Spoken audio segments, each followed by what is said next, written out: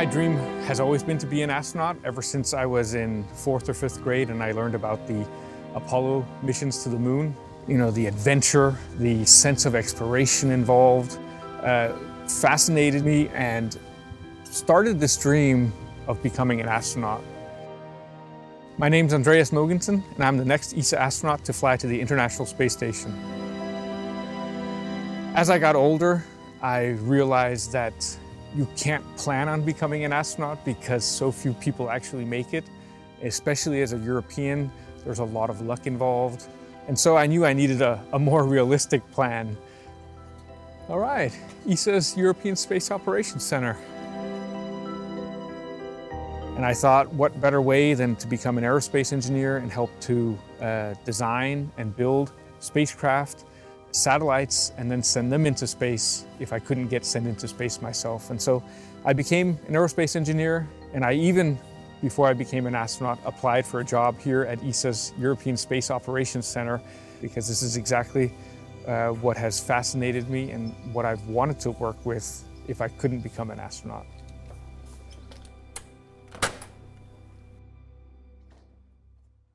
Hey Bruno. Hey Andy. How are you? Good to see you. Yeah, nice to see you too. Today I'm meeting the people responsible for controlling spacecraft in Earth orbit and voyaging far into our solar system, and who monitor space around us, helping to protect daily life and our satellites from risky space debris and hazardous space weather. Welcome to the main control room here at ESOC. Thank you. It looks an awful lot like the ISS control room where I work as capcom, but there's a lot less people here. Yeah, well, at the moment there's nothing big going on, but this is the room that we use for all the critical phases of our missions. So every time we launch a satellite, every time we arrive at a planet, or every time we land somewhere, this is where the core teams get together. And not only on that day when the critical phase takes place, but months before, we're already in this room training for that day. So a bit like you do when you're going on a mission next. First we go through how would it be if everything went just fine, so that we are used to this timeline of events, what's going to happen when and what to expect. And then he will start injecting failures into the simulator. You go through this routine as well. It's very similar to what we do, that's right. And it's interesting because a lot of people think that we are just very good at solving problems on the fly, but the truth is we prepare for every possible scenario that we can imagine, so that in case something happens, you know, we've done it before, so that nothing surprises us in real time. Absolutely, it's exactly like this. This is an historical place. You see here, since 1968, this is 54 years of history. It's 1968 all the way to Sentinel-6, which was launched in 2020. So there's a lot of history that was taking place in this room. A lot of expectations, a lot of happy moments, some sad moments as well. People who invested a lot of work, a lot of years of dedication, and then suddenly they are here waiting for the satellite to come off the rocket and take control, and on the screen and they see a disaster, because yeah, it's part of this business that sometimes that's why they say it's rocket science, because it actually is hard sometimes. Yeah. But it's still exciting every time you reach a new planet. And the first time you see a picture from Mercury, which we had recently with Bepi Colombo, it just flew by Mercury. And I'm going to tell you a secret. Just a few weeks ago, we were actually on a crash course with Mercury. Oh, really? Yes, yes. Had we done nothing, the satellite would have crashed. But our flight dynamics, they spotted this well in advance, of course, and prepared maneuvers. And actually, we've passed just a few hundred meters from the point where we had to be to get the best from the planet towards our final destination, which is to come back to Mercury and eventually come into orbit. Well, thank you so much, Bruno. It's been a pleasure. Well, it's been a pleasure, and I wish you all the best in your next flight. Thanks, and I'll see you next time. See you next time.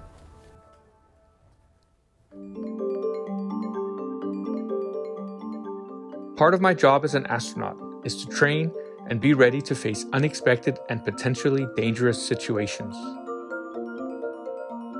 And the rising threat in the past decades has clearly come from space debris. And news just coming in, a piece of space junk threatened to crash into the International Space Station, forcing astronauts to seek emergency shelter. Since the launch of Sputnik back in 1957, almost 14,000 satellites have been placed into orbit. 6,400 of them are currently active. Objects that were launched decades ago and have since broken into fragments are still up there, traveling at vast speeds. An impact with any one of them could destroy or damage a functioning satellite or threaten the International Space Station. We humans are also launching more satellites than ever before. Our skies are getting overcrowded. ESA's space debris team tracks over 36,000 debris objects larger than 10 centimeters.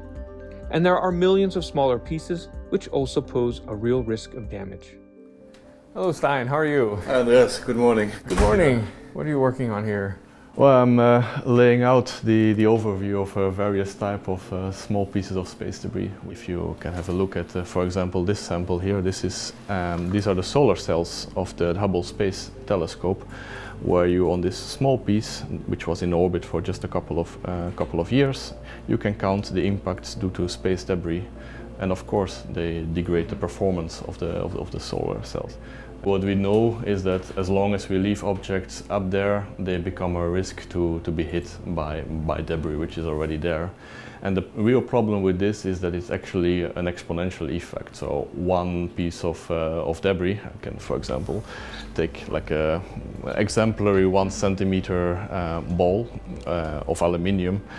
And this is enough to take out a spacecraft, and this will create thousands of new pieces of debris, which in turn are a risk to what is already flying around there. Yeah, it has it has an impact even on the lives of us astronauts on board the space station. And so prior to any spacewalks, we are briefed about all the handrails where we know that there have been impacts, because they create sharp edges which can puncture our gloves. And obviously the gloves have to maintain pressure inside the suit. That's amazing that you have to think about these things actively or proactively even. Recently there was a survey of the entire Columbus module to count all the impacts of space debris that have been collected over the past 10 years. And we do this, first of all, to also understand how much debris is out there, so that we can build effective countermeasures. Yeah, the result of the survey is that we still expect that there's about 130 million pieces smaller than 1 millimeter in orbit. So one of the ways that we get rid of the trash on board the space station is that we pack our cargo vehicles full of trash, and then we send them back through the Earth's atmosphere without a heat shield, and they burn up, or we say they burn up. How much actually burns up? Does anything reach the Earth? Yeah. Unfortunately, things do reach the Earth, and sometimes they even get found. We, for example, know of about 80 known events from the last 60 years where one could one-to-one associate the object on ground to a mission in space before. Has anyone ever been hurt by space debris? Yeah, so unfortunately we have at least one confirmed incident where a woman was impacted by a piece of insulation from an upper stage. So far, no casualties though. Okay. How concerned are you about the future? Because a lot of private companies are talking about sending up constellations of satellites, numbering tens of thousands. I'm not concerned, I'm optimistic, I'm inherently an optimist, but we have to work. So indeed, the space traffic is going up. What goes up must come down, and the scale on which we're doing it is unprecedented. Which means that every new platform, every mission we design has to be designed with the sustainability aspects in mind. Think on how to do collision avoidance from start. Think on how to reduce your orbit after your mission is over from the beginning when you're designing your platform. And when you do come down through the atmosphere, think about how you design your satellites to burn up. Now they're all hard engineering problems, but we have made great progress over the last 5 years, and I would imagine that this kind of dreams of sustainability also in orbit will no longer be a dream in the next 10 years. Humans need to behave responsibly. We are facing major challenges on Earth, not the least of which is climate change. Dankeschön. Danke. But our space environment also needs constant monitoring. Teams working here at ESA in Darmstadt are making sure that our spacecraft are protected from potential damage, including any caused by space weather. And in further news, an international satellite services firm has lost control of one of its satellites after it was apparently disabled by space weather. Astronauts like me are in the front row for a stunning show that's the most visible manifestation of space weather, the aurora. When charged particles from the sun interact with Earth's upper atmosphere, they create these colorful displays dancing over our planet. But they need to be monitored and forecasted too. Enter Melanie. Hey Melanie, how are you? It's good to see you. Good to see you too. So Melanie, you're working with space weather at ESA. Yes, exactly. We work here in ESA in the Space Weather Office to study the activity of our sun, to try to protect our assets in space, on the ground, the astronauts. Yeah, certainly it's something that we're very aware of on the ISS. As you probably know, all astronauts have to wear a personal radiation monitor, and that the results from that get calculated into your cumulative sum of exposure, which affects how many missions you can go on, how long you can stay in space, for example. So this is a very interesting topic from our point of view as well. Yes, clearly the sun is a big contribution to the radiation you do absorb in space. Luckily on the ISS we're still protected a bit by our magnetic field. It kind of keeps some of the particles out. But for the really strong events, when the sun is really active, even that cannot fully protect you, and you are exposed to that increased radiation. So it's good you're being monitored for it. Yeah. I think I was told that my 10 days in space in 2015, during those 10 days, I received the same radiation dose as I would during a full year on Earth. So indeed. So even if it's just 400 kilometers, the atmosphere here really helps in addition, because it lets the radiation be absorbed in a way. Yeah. But if you go to the moon or even further, eventually, you leave our protective area, and indeed you're much more exposed to the radiation out there. So it's really more critical to know what the activity is. If there's a solar particle event coming, you really want to know so that you can go into extra protected and shielded areas. I mean, that's obviously the biological effects, but we're also interested in space weather and its effects on satellites. Yes, clearly. In the same way the radiation can damage our cells in the human, it can damage electronics on our satellites in space. It can lead to charging, and the discharging then damages it. But it goes all the way from the satellites that we use to our ground systems. Really strong solar activities, solar storms, can even lead to we call them ground level enhancements, so more radiation on the ground, but in particular the magnetic field gets affected, and that induces currents into large grids like electricity grids. They can then fail, and we might be left without electricity, of course. That's to be avoided. That's why we want to be aware of what's coming. We want to try to protect and warn the infrastructure to get ready to reduce the effects as much as we can. Okay. How do we plan to better improve our knowledge and forecasting of these events? Or do we have dedicated satellites for studying space weather? We don't have many yet. Mm-hmm. What we do have is, of course, our science mission. We have Solar Orbiter. We collaborate internationally, Parker Solar Probe, to learn more about the sun. That will help us improve the modeling of the effects of the sun. And with that, we then want to go, of course, and improve the data we have on the current activity, so that we can indeed help forecast what's going to come, and to improve that forecast, allow us some time to prepare to really mitigate the effects.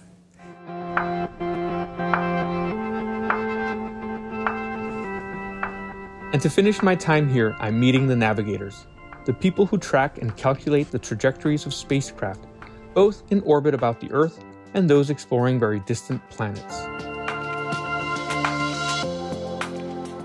Hi, Julia. Hi, Andreas. How are you? Good, thank you. How are you? Good. Have a seat. Thanks. What are you working on? I'm preparing the next Solar Orbiter flyby. Exciting. That's in your job as a flight dynamics engineer here at ESA? Right. In flight dynamics, we deal with the dynamics of the spacecraft. And dynamics, reminds you of things that move. And a spacecraft can move in many ways. So it can move as a whole in space, change its position and its speed, but it can also change its orientation in space.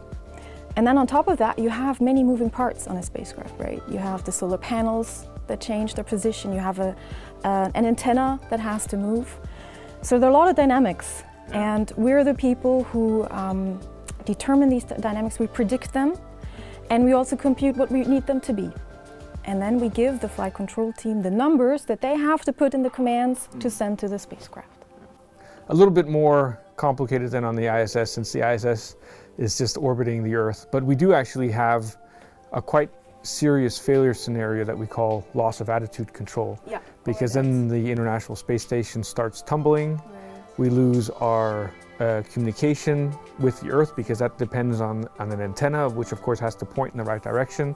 More importantly, the thermal radiators are no longer pointing in the right direction. So we have actually quite a high risk of either overheating or freezing. Not an emergency case, but a failure case that we spend a lot of time dealing with. Yeah. Absolutely, no, I mean this is one of the most serious contingencies I think that you can think of.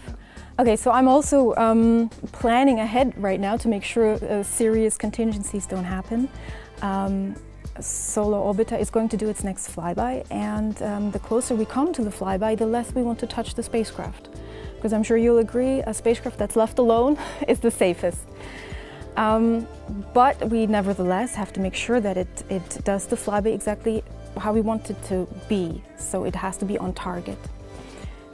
But how well do you know the position of the spacecraft, right? Because there's this little spacecraft that's flying. How far away from I mean, when it's furthest away from the Earth, it's, I mean, several million kilometers away. Yeah. How do you know the position so precisely? So we have ways of measuring that, of course, right? The spacecraft sends us signals, information with that signal, and we receive it on Earth, and from that we can determine quite well where it is. Within what kind of precision do you know? Kilometers, okay. And the closer we get to the flyby, the more precise this will be. So towards the end, we know it to the precision of a kilometer, maybe. And then afterwards, once we know how it has passed Venus, it's even more precise. So we're below a kilometer. Wow. You know this really well. It's very impressive. That is impressive, absolutely. There's no GPS out there. There's no GPS, no. But we get continuous measurements. This you have to take into account, and if that works, so if there's no loss of communication, for example, then we can do this very precisely. Essentially, I mean, worst case, you could lose a spacecraft. You can lose the spacecraft in the sense that it's now on a trajectory that you cannot recover, because the fuel you have on board is not enough to correct it anymore, right? And then the science mission, or you might not be able to achieve your scientific goals with the mission. Yeah, you would of course try to still do something, but you would not get to see the parts of the sun that you want to see, absolutely. Yeah. So a lot of critical phases ahead for Solar Orbiter before it's in its final orbit. Right. Well, we're in the lucky situation that we can already do science, so we're already so close to the sun that we have normal science going on, but we're not done. Yeah. And we would still lose important aspects of the mission if we did not do this correctly. A lot of pressure on your shoulders. It's accumulating. Yeah. Right now I'm still calm, but a flyby is a special moment for all of us. It's exciting, absolutely. Yeah. Well, thank you so much, Julia. It's been a pleasure talking with you. I think it's fascinating what you do in flight dynamics. Thank you. It was great to have you here.